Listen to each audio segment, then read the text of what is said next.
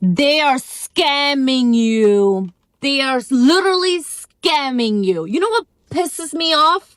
Subscription. What annoys me the most is that everything is moving towards subscription. Not me the only person this happens to. I just had to cancel a subscription I didn't even know I signed up for. Subscription culture, it is inescapable. It is going to be something that's going to be around for a very long time. In fact, every single model that we look at when it comes to watching things online, whether it comes to bills or apps that you need to live, subscriptions are going to be the future, and that's going to be the only way to access these moving forward. It feels like, hopefully I'm wrong, and I really do hope I am wrong, but it looks like that is the case based on everything that I'm seeing and everything that I'm living through right now, and I'm sure you are also feeling that way, and that's why you clicked on this video. Subscription culture, it is unbelievably brutal. And guys, we're going to dive into this today, but also want to let you know that still about 60 to 70% of the viewers who come back to the channel are not yet subscribed. Speaking of subscription culture, hit that subscribe button. I really would appreciate it and really would help out the channel.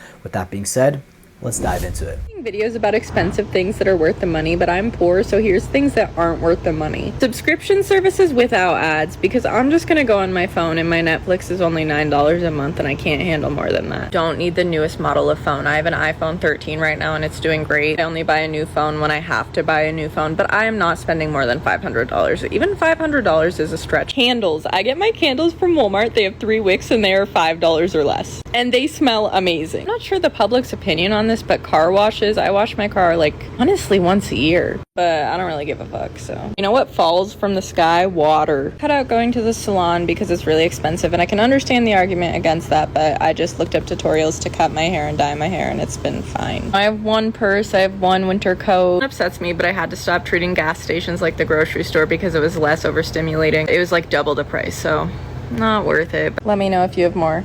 Now, unfortunately, the thing about subscription culture is sometimes it can hide just under a bill in general, and a lot of things that we pay for, we consider it bills, but really bills are kind of just subscriptions, right? Like if you have a phone, for example, and if you want to access your phone and be connected to everything, you have to pay a phone bill, which is in a way a form of subscription. You know, most people will find phones useless unless you're just using the camera. You can definitely have some phones, you know, that have things downloaded on it like games, but for the most part you need it to connect to everyone else, so you have to pay a bill, essentially a subscription for that. Not me the only person this happens to. I just had to cancel a subscription I didn't even know I signed up for until the second order showed up at my house.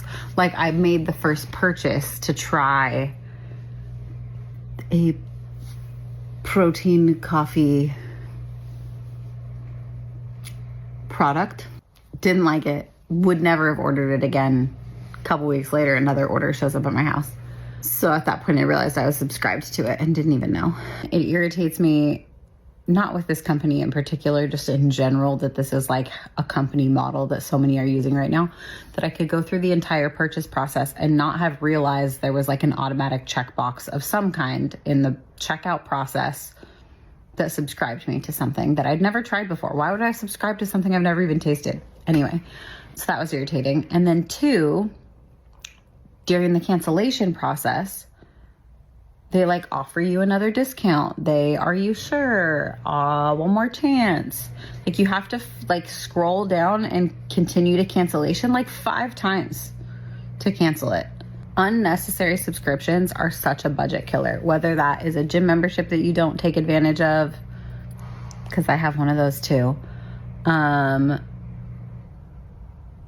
Honestly, a lot of them are related to fitness, and I think that they're like trusting that, like whether it's a gym membership, a protein subscription, athletic wear subscription, how many of these have I had, that you're like buying into believing this in this version of yourself that's going to do these things, and instead I'm just going broke spending money on stuff I'm not using. Anyway, subscriptions are a silent budget killer, and I encourage you today to go through your bank statement for the last 30 days and see what kind of junk you're subscribed to that you've forgotten about or aren't using, and find something you can cancel. If you find something you can cancel, in the comments, tell me what it is. That is probably the thing that affects a lot of people more than you know. For me, for example, when I go through my bills, there'll be small little subscription services that I didn't even know that I was subscribed to, and those add up. So be very careful about the things you do subscribe to, because again, everything is going down this path and this model because a lot of people forget about it and they continue to be subscribed and pay for certain services that they no longer need. The subscription economy hell. And my issue with subscriptions is not that they're all inherently evil, it's that the people who usually offer them tend to be corporations and people who got really greedy. See, the thing is, subscriptions weren't always the way they are now. They used to be a win-win for companies and the consumer. Because the thing is, if you're somebody who frequently uses a product, you know you have to buy it every single month, it was actually cheaper to get a subscription because the manufacturer or the producer, whoever's selling it, used to offer a huge discount because you're guaranteeing revenue for them. Except, of course, now, inevitably, they've gotten so greedy that the only thing that they offer is perhaps, even if they do offer a discount, it's like a 5% discount that basically does nothing. And if they don't offer a discount, it's because they don't offer any other option. You have to get a subscription. And the thing is, again, some subscriptions are not inherently bad. Like, yeah, actually, I do subscribe to my dog's medication because she has to take it every month. So inevitably, I know I'm going to have to go and buy it. So if I can subscribe to her medication and just have it delivered to my home for an extra fee, you know what? Okay, I will take it. But I don't want to subscribe to my microwave. I don't want to subscribe to my fridge. I don't want to subscribe to my printer. I want to own what I buy.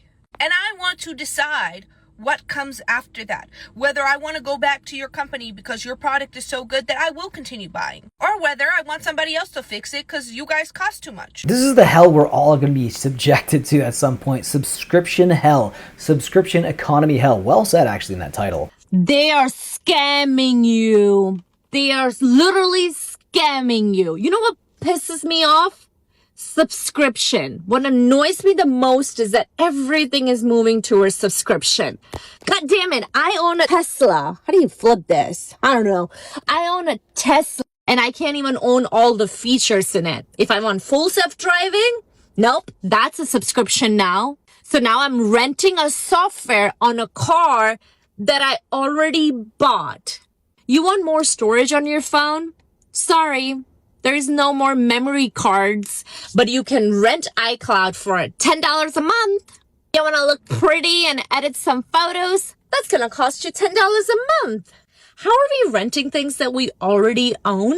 Don't even get me started with Rent the Runway, where you rent somebody else's dresses.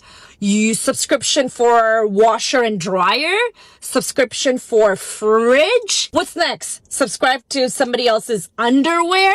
Stop it. Stop it. And the crazy part, we're normalizing this. We, all of us, are normalizing the subscription culture. Subscriptions are nothing but a fancy name for rentals. We are literally being trained to rent everything in our lives, from music to cars to furniture to even your own mattress. That's a rental, isn't it? And then people wonder why they don't own anything in life. Because you've normalized the renting culture. Hello? You have even normalized renting homes for life.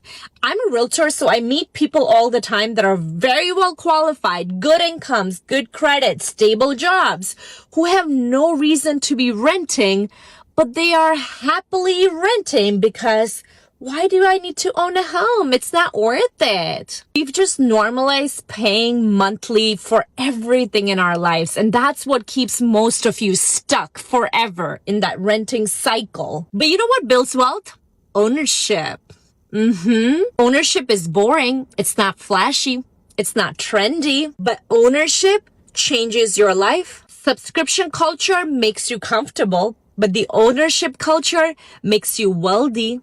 And I refuse to normalize everything, and I refuse to stop subscribing to my own life. And that was very well said. At the end of the day, that's what they want to take away from you, is some sort of ownership, right? Any sort of ownership. Now you're looking at ownership from a home, and that's probably the biggest form of ownership most people will ever make in their life. But even from little small things as well, like video games, right? Video games right now are all getting digital, and that's one of the reasons why retro video games are actually holding value and going up in price, because it's a form of ownership, right? It might not be, you know, as luxurious or extravagant or as important, mind you, as owning a home, but it is still another form of ownership, and stuff like this is going to go away in the future. And that's why we could be living in, eventually, at some point in the very near future, an economy that is a subscription hellscape. Let me know your thoughts about this video down below and the subject down below in the comment section, and I'll see you in the next one. Take care.